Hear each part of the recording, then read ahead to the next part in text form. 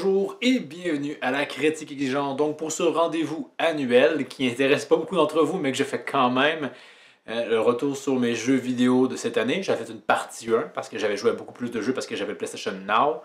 Ces choses maintenant terminées. Parce que ce qu'il y avait dans le catalogue m'intéressait plus ou moins pour ce que ça valait. C'est quand même un bon prix pour ce qu'on obtient mais bon, je me suis dit j'y reviendrai au pire plus tard mais ça ne pressait pas. Donc, dans cette deuxième partie de 2022, 4 jeux ont particulièrement attiré mon attention. 2 majoritairement parce que j'ai vraiment joué en profondeur de A à presque Z. Et les 2 autres que je me dis que j'ai quand même suffisamment été proche pour commenter. Donc, la deuxième partie de 2022 a été marquée par Ghost of Tsushima, un jeu de l'année 2017. Non, en fait, non, c'était volé par The Last of Us partie 2, malheureusement. 2020, excusez-moi. Donc, j'avais voté pour ce jeu pour qu'il gagne un jeu du public et il l'avait fait. Donc, et puis en plus, qui ne kiffe pas Samurai, donc je me suis dit j'allais m'essayer à ce jeu. Et ça a été quand même une belle surprise. On se rappelle que j'avais joué à Horizon Zero Dawn et que, sans que ça a été une expérience si désagréable, ça a été un peu décevant. Et là, ça faisait du bien de voir une expérience vraiment mieux faite, tout simplement. Le fait que j'ai prendre des objets quand je suis à cheval, c'est intuitif.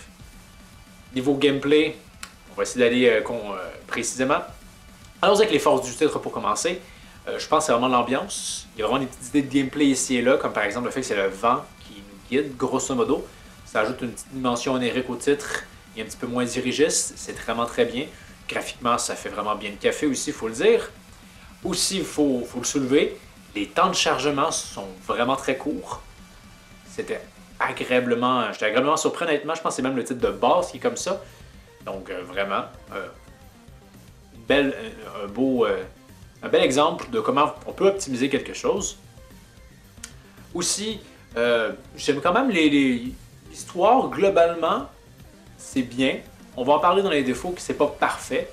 Mais Jin Sakai, j'adore son nom, quand il mentionne Sensei Shigawa, le sensei, le vieux archer, lui. Et la relation avec l'oncle de Jin. Il y a des éléments forts à travers cette histoire-là. Aussi des side quests quand même relativement intéressants, malgré tout. Aussi un système de différentes formes de combat qui est quand même assez agréable, on se le cachera pas. Il y a des upgrades à la tonne. Aussi, je peux le soulever, j'avais accès dans ma version à moi au DLC de l'île de Shiki, qui honnêtement je trouve presque est dommage que ça fasse pas partie de l'histoire principale. Parce que bien qu'il y a des défauts, et on en parlera, je trouve quand même qu'il y a des histoires qu'on essaie de conclure avec le... Parce qu'on en parle dans l'histoire, que Jin n'a pas tenté de sauver son père parce qu'il avait trop peur. On adresse cet enjeu-là un peu plus en détail, donc c'est bien là-dessus. Aussi, il faut... quand je parlais des quêtes secondaires, il y a des quêtes pour avoir des armes puis des armures légendaires. Ce sont des quêtes extrêmement intéressantes parce que la récompense, elle est présente à la clé. D'autant plus qu'on a le droit à des duels contre des samouraïs dans des paysages assez magnifiques, puis ça faut le dire, la direction artistique du jeu est assez... Elle fait vraiment amplement le café. Donc vraiment, c'est un bon triple A dans ce qui se fait de mieux, mais on y retrouve quand même, je vous dirais, peut-être des défauts inhérents à ce genre-là. Premièrement, éventuellement, il y a une certaine redondance. Libérer pour la 20e, 25e, 50e fois un paysan qui... on y répète les mêmes phrases, be well, il s'en va, etc. Ça devient un peu redondant. Aussi, quand il y a des cinématiques, ça en jette, mais je trouve qu'il aurait dû en avoir un peu plus. Comme par exemple, une de mes, on va dire, quêtes annexes plus intéressantes, Sensei Ishigawa, je pense que j'ai réussi à bien le dire. Tout tourne autour du fait qu'il faut qu'on retrouve Tomoe, son ancien apprenti, etc. Une quête quand même assez intéressante parce qu'on voit que il y a l'ambivalence là-dedans. Mais l'enjeu, c'est que Tomoe, de mémoire, on la voit juste dans, je pense que c'est sur 5 parties, on la voit seulement vraiment qu'à la 5e. Je trouve que c'est un peu tard pour développer adéquatement ce personnage-là. Je pense que s'ils l'ont pas fait avant coup, c'est parce que si le jeu est globalement beau, ils ont quand même pas pris le luxe de faire tant de cinématiques pour donner un peu plus de vie au récit. Ce qui est dommage à mon avis, et se fera ressentir un peu dans les autres quêtes. Oui, c'est bien, mais on aurait aimé que la narration pousse un peu plus loin. Plus que juste le traditionnel, on marche à cheval et tu m'expliques l'histoire via une narration haut de gamme, mais qui pour moi demeure la cinématique du pauvre. Donc c'est dommage parce que scénaristiquement parlant, le jeu, quand il réussit avec ses cinématiques à frapper, il frappe très bien, mais les quêtes annexes n'ont pas eu autant d'amour malheureusement. Il faut aussi soulever, on affronte beaucoup de généraux mongols, et leur chara design est hyper limité. Je comprends pas pourquoi ils n'ont pas été capables de... À la limite, faites juste créer un générateur de trucs aléatoires, vous ne cassez même pas le basic et bang! Vous avez des chara design différents. Ici, c'est tous des clones un peu l'un de l'autre. Il n'y en a pas vraiment qui ont de personnalité, même si on nous dit qu'ils ont des noms spéciaux. C'est un petit peu décevant à ce niveau-là. Et on peut embarquer justement dans un point négatif du titre. Les méchants sont assez nullos craignos. Le méchant principal fait partie de ce qui est des grilles de méchants que tu te dis, hey, ouais, mais tu sais, à force de pas vouloir gagner, tu vas perdre, hein? Et c'est ce qui se produit, hein? Éventuellement, on tord le coup au récit. Il a réussi à capturer Jin Sakai, mais tente une dernière fois de le convertir à sa cause. Alors que je pense que c'est déjà la deuxième fois qu'il s'essaye. Et ben, ça marche pas. Fallait juste le tuer, là, à ce moment-là, là. Arrête de pas vouloir gagner, ça devient un peu ridicule. Aussi, il y a le personnage de Ryuzo, qui est pas particulièrement intéressant, je trouve. On comprend sa trahison, mais en même temps, pas autant que ça. Surtout que... Et là, on va embarquer un peu dans vraiment, je pense, la principale faiblesse du titre. C'est-à-dire qu'il y a vraiment une dissonance narrative, ou peut-être qu'il y a un thème spécial pour les jeux vidéo, mais je m'en fous. Dans le sens où ce que tu fais ne correspond pas à ce que le récit te parle de. Comme par exemple, se trouver de la nourriture dans ce jeu-là n'est pas un problème. Mais là, tu vas me dire que, comme pour la bande à Ryuzo, on enchaîne quête sur quête. Ah non, on n'arrive toujours pas à trouver de la nourriture. Allez chasser. Je peux le faire hors quête. Pourquoi je peux pas le faire pour vous? Ça fait en sorte que quand il trahit, ben, c'est pas spécialement crédible. Mais le point le principal, à mon avis, problème du jeu, c'est que, attention, hein, spoiler pour toute l'histoire, hein, l'idée, c'est qu'on voit comment Jin Sakai devient, si on veut, le premier shinobi. Elle passe de samouraï à shinobi. Parce que techniquement, l'enjeu mongol est à ce point-là d'une puissance et d'une cruauté incroyable que si on essaie de se battre loyalement avec ces derniers, on est voué à l'échec. C'est ça l'histoire du jeu globalement. Un Jin Sakai qui veut défendre son île, mais il doit se transformer, perdre son honneur d'une certaine façon, hein, faire le choix entre son honneur et son peuple. Il choisit son peuple. Mais l'enjeu, c'est que dans le jeu, on a le choix encore. Et la difficulté du titre fait en sorte que c'est tout à fait gérable de vaincre l'ennemi à la loyale. Vraiment. De mémoire, je n'ai jamais utilisé de poison, etc. Il y a quelques fois où le titre te laisse pas trop le choix, puis il faut que tu attaques de dos, je crois bien. Mais globalement, tu peux quand même t'en sortir de façon très honorable tout le long du titre. C'est pour ça qu'éventuellement, quand dans l'histoire, hein, Jin Sakai demande à, je pense, sa belle-mère ou sa... Je sais plus quelqu'un qui s'est occupé de lui pendant toute son enfance, c'est comme « Hey, peux-tu me préparer un poisson, j'ai besoin... il en faut absolument un. » Cette soif de trouver une manière d'éliminer plus facilement les Mongols ne correspond pas à même l'histoire en tant que telle, je trouve, avec ce qu'on a vu, mais ne correspond pas non plus avec nous, comment on a joué. Et c'est là que c'est dommage. Je trouve que le jeu aurait été une tellement meilleure réussite si on aurait rendu le jeu beaucoup plus ardu. Presque davantage un jeu d'infiltration. Parce que si on se fait découvrir, on se fait buter.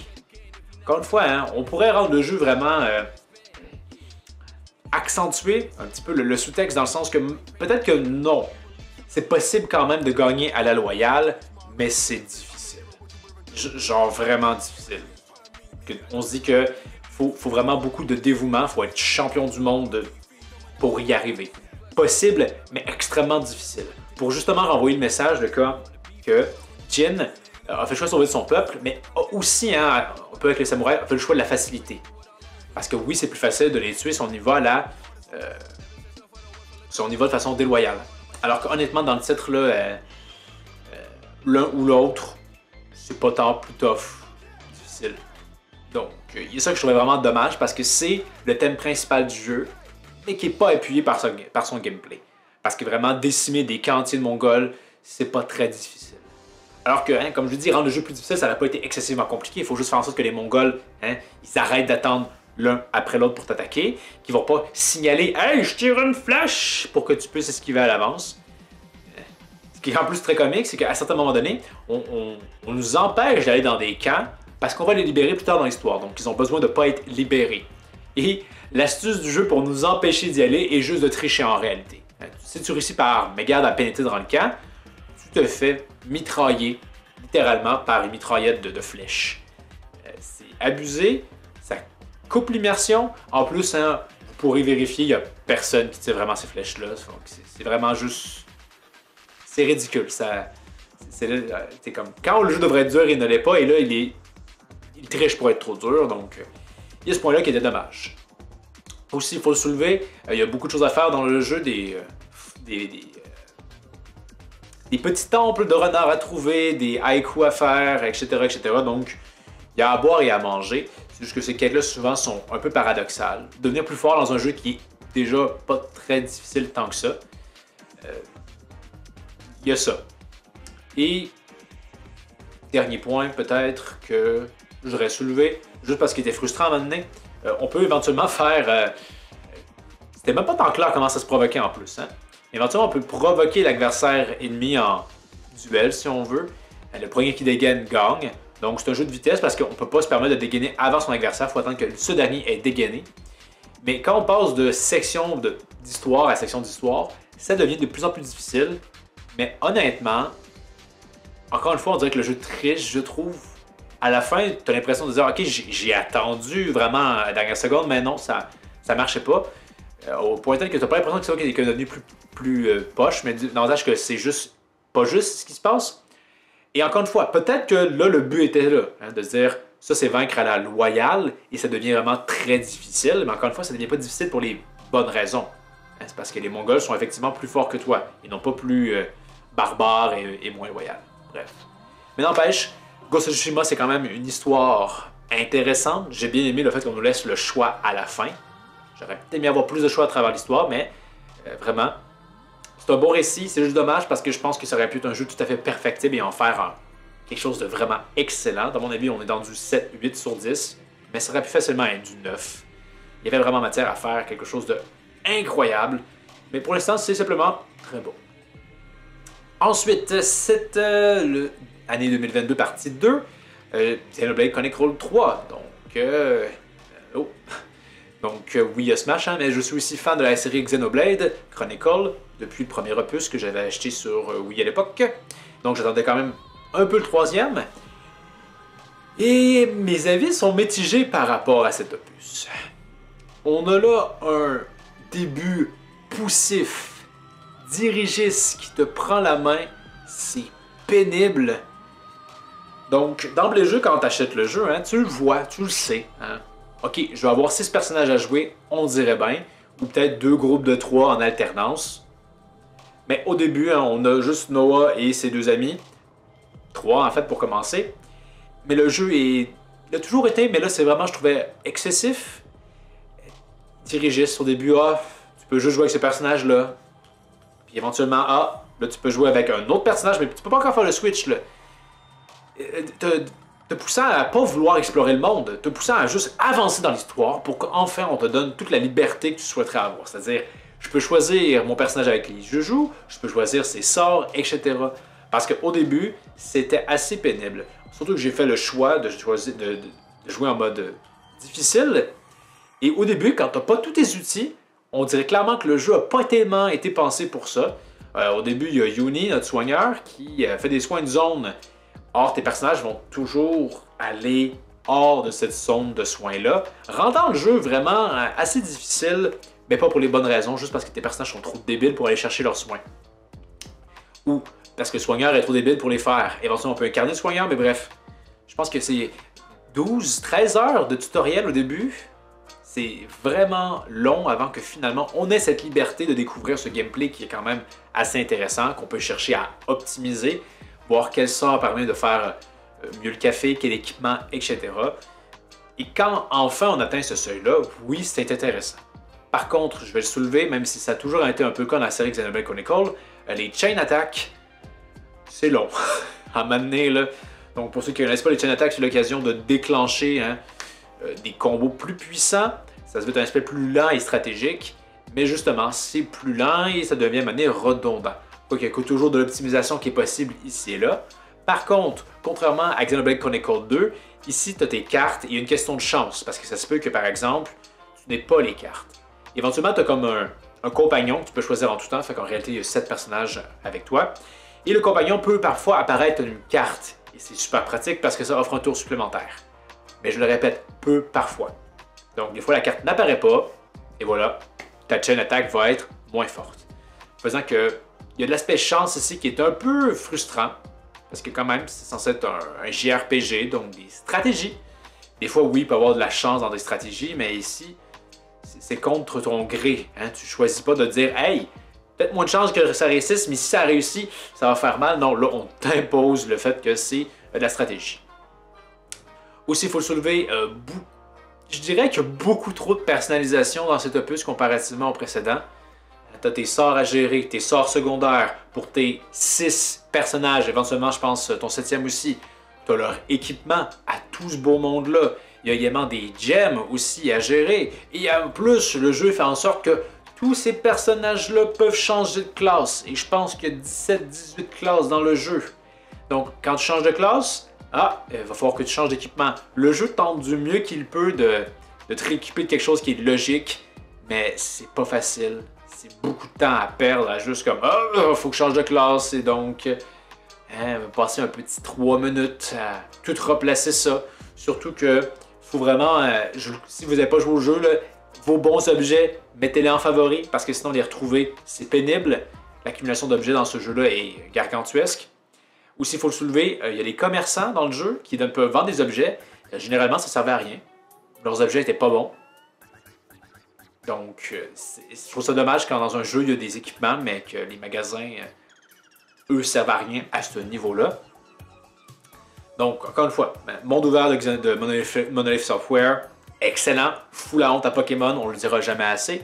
Donc là-dessus, j'ai rien à redire. On se rend compte qu'il y a une amalgame de Xenoblade 1 et 2 là-dedans, mais c'est normal, c'est dans l'histoire. Et justement, parlons de l'histoire. C'est une histoire quand même bien, un peu kafkienne à certains égards. Par beaucoup de moments, je trouve que les personnages se posent pas les questions qu'ils devraient se poser, ou qu'en fait, on n'a même pas tout le temps les réponses qu'on voudrait savoir. Par exemple, celle-ci. Peut-être qu'il faudrait que je m'informe sur le web, mais clairement, le jeu n'a pas réussi à vraiment me la répondre. Là. On comprend qu'on vit dans un univers dont les règles ont été créées par Z, l'espèce de manipulateur. Donc, tout est fait pour être à son avantage. Une guerre où les vies sont continuellement détruites pour leur simple amusement. Dans ce monde, il y a les Off-Seer qui servent à envoyer les gens morts dans l'au-delà. Mais tu te dis que, ok, ça aussi, l'effet de jouer de la flûte, ça a été créé par Z. Donc, on s'attend à un revirement de situation comme quoi c'est terrible de faire ça. Finalement, ça ne fait pas du tout l'effet qu'on s'attendait à. Non. En fait, on n'apprend rien. On dirait que c'est vraiment un truc noble et tout le long. Alors qu'on apprend que les divisions qui montent en rang, éventuellement, quand elles atteignent le rang maximal, ironie sur elles, ils font juste se faire buter par les Mobius. Mais tu me dis que jouer à la flûte, ça non, ça c'est pur. Quelque chose qui chicote là-dedans.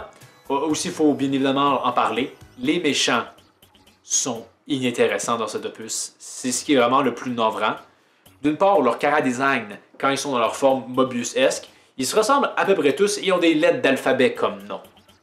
Certains ont la chance d'avoir des vrais noms, là, mais vous me demanderiez c'est qui M?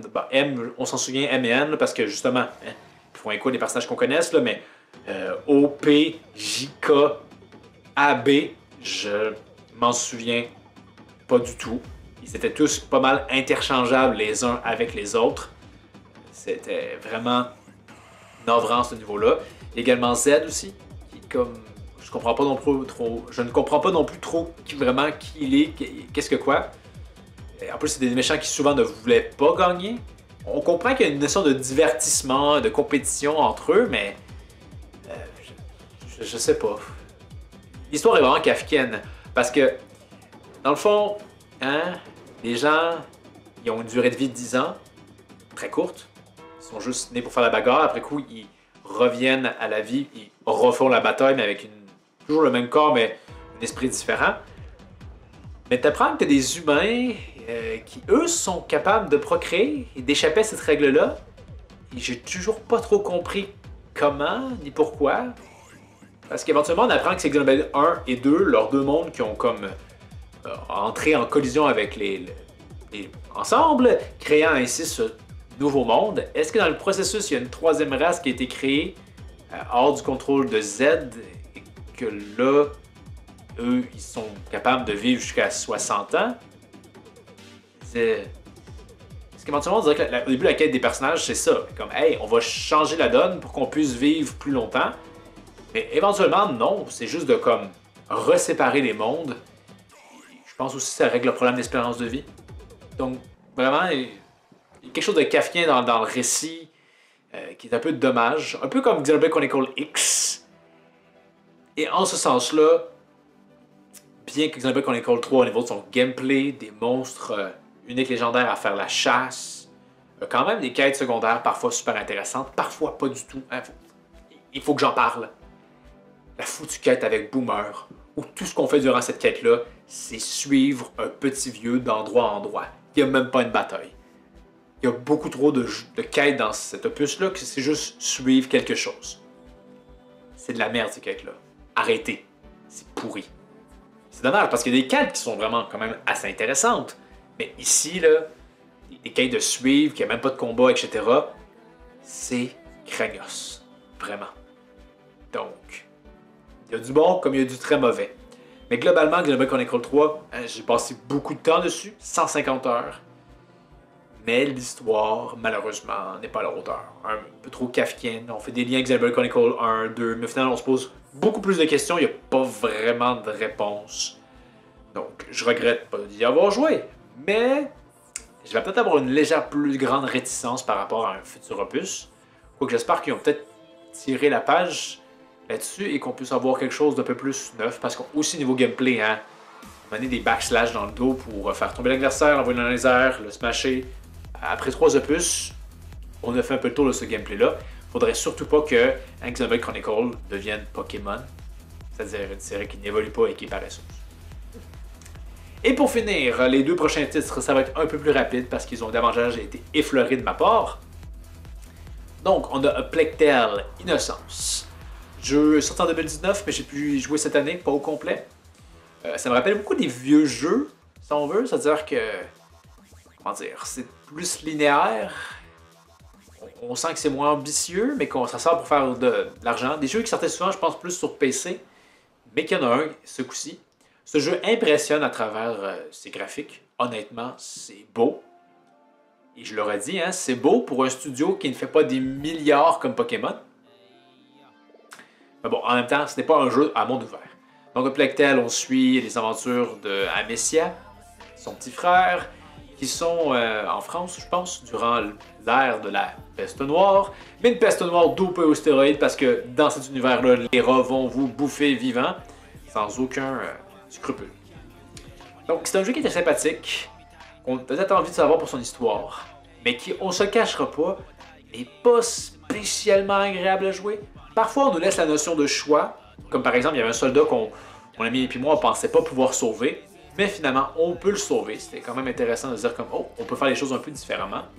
Mais à d'autres moments, c'est, non, tu fais ce qu'il faut faire. Bon, par exemple, il faut sacrifier un cochon pour le faire. C'est très linéaire comme jeu, et parfois pas hyper réaliste. Hein. C'est un jeu d'infiltration, mais des fois, clairement, tu te dis, ok, je suis là, vous pouvez juste me voir et faire quelque chose. Également aussi, Amicia avec sa fronte qui est capable de tout dégommer, c'est un peu ridicule par moment. J'ai pas pu finir le jeu. L'histoire, j'ai hâte de voir. Vraiment, je vais regarder plus tard sur YouTube qu'est-ce qui se passe, là, mais c'était quand même intriguant malgré tout de savoir où est-ce que ça s'en va. En même temps, c'est le genre de récit un peu mystérieux où on se dit que peut-être que ça va juste vers un gros bordel. Et aussi, c'est un jeu où on doit gérer son petit frère qui est hyper gossant, donc c'est ce genre de jeu-là. Personnellement, allez jouer pour vous faire votre propre opinion. Mais je suis un peu mitigé. Je me dis, ah, c'est bien, mais un peu plus de liberté, un peu plus, un gameplay un peu plus intéressant, ça aurait pu être bien. Bon, on sent vraiment, là, on dirait, cet influenceur de jeux PC, donc là, pour faire de l'argent, un peu investi, mais pas trop. C'est drôle quand même, parce qu'on se serait pensé qu'avec les rehaussements techniques, ce genre de jeu-là ne pourrait pas marcher, coûterait bien trop cher, il n'aurait pas retour sur investissement, mais faut croire que c'est produit. Et dernier opus, j'y ai à peine touché parce que j'ai des principes, mais ma conjointe y a joué, donc je peux voir un petit peu. Pokémon, Scarlet ou Violet, je sais plus lequel des deux. Là. Pokémon. Ben, vous serez pas surpris, je trouve le jeu mauvais. Elle joue, ça rame, les éléments du décor à l'arrière vont à 3 images par seconde. Les Pokémon apparaissent à la dernière minute quand tu te déplaces. C'est un monde ouvert, mais clairement la Switch peut faire mieux. Il y a une tonne d'exemples. Et ils font pas mieux. C'est toujours autant à la ramasse. C'est toujours autant, tu lances ton Pokémon et là, le bon vieux tour par tour. Où tes Pokémon ne bougent à peu près pas. C'est comme ça depuis Pokémon Stadium. Même avant, en fait. Donc, toujours pas de voice acting. Au mieux, ton Pokémon là, peut sauter, planer, etc. Mais on voit clairement que le jeu n'est pas très bien pensé pour l'exploration à ce niveau-là. C'est la même formule qu'on nous dit « Ah, elle évolue, là! » Je vois rien de ça. En plus, faut l'ajouter, il y a le Tétra Transformation. Concept merdique, je trouve, et je m'explique. C'est parce que ça fait en sorte que n'importe quel Pokémon, en fait, peut être quelque chose d'autre différent.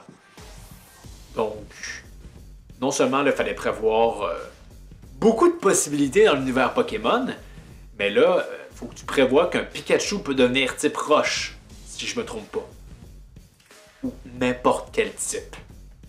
Ce pour n'importe quel Pokémon. Je pense que ça peut arriver une seule fois par bataille, là, mais n'empêche, à un moment donné, t'es comme...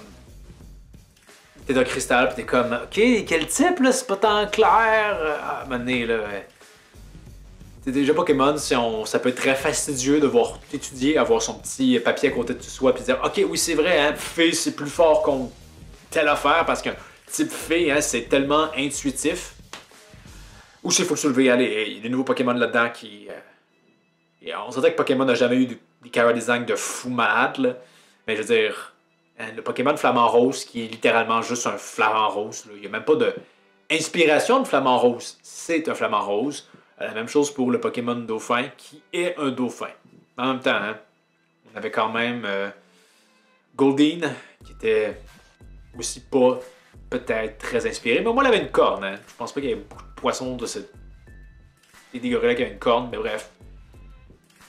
Ça s'est vendu encore par des tonnes et des tonnes. C'est foutu, Pokémon. C'est foutu. Faut arrêter d'acheter ça. Si vous voulez que la série devienne meilleure, qu'elle prenne des risques comme Zelda ou comme Metroid, ben, faut qu'ils sentent que faut qu'on livre un produit de qualité, sinon ça marchera pas. Là, ils savent. On n'a jamais eu autant de Pokémon, ils n'ont jamais été autant médiocres parce qu'ils se vendent toujours par des tonnes et des tonnes. Quand tu dis que Pokémon Let's Go Eevee, c'est probablement l'un des meilleurs Pokémon en termes de juste, je veux dire, comme ça rame pas, etc. Et c'était censé être le jeu Pokémon pas ambitieux, là. Arrêtez, là. Vous prenez 3 ans de développement pour faire un jeu Pokémon, et voilà. Tandis que cette année, on s'est mangé Arceus, on s'est mangé celui-là. Ça sera pas long dans 6 mois que vous nous annoncez le prochain Pokémon, là. 2 jeux Pokémon semi-majeurs dans la même année, c'est clair et net. Le temps de développement sur ces jeux-là n'est pas à la hauteur. Mais ça continue de se vendre, donc, ils continuent de faire cette même merde-là. Heureusement, je tiens à préciser, ce jeu-là, on l'a eu en cadeau. On n'aurait jamais acheté ça. Sinon, on a des standards quand même, Donc, qu'est-ce que vous avez pensé des titres que j'ai parlé? Longue vidéo, c'est pour ça que j'avais coupé ça en 2 parties. Donc, faites-moi en part dans les commentaires. Vous pouvez aussi me dire, les jeux vidéo que vous avez découverts cette année. Peut-être que si je suis capable d'y jouer, on va essayer. Donc, pour la prochaine critique exigeante, donc là, je pense que là, peut-être que je vais pouvoir faire ma vidéo sur Bleach. Peut-être très bien. Aussi, je pensais peut-être éventuellement faire un anti-review sur God of War. Quant à pourquoi, Non, je pense que je jouerai jamais à aucun de ces jeux-là. Hein. Je l'avais fait pour des séries d'animés, hein, Hunter x Hunter, One Piece, Boruto. Ben, je pourrais s'en faire un sur un jeu vidéo. Donc, merci d'avoir regardé. N'hésitez pas à commenter, partager, vous abonner et plus encore. Et je vous dis à la prochaine. Critique exigeante.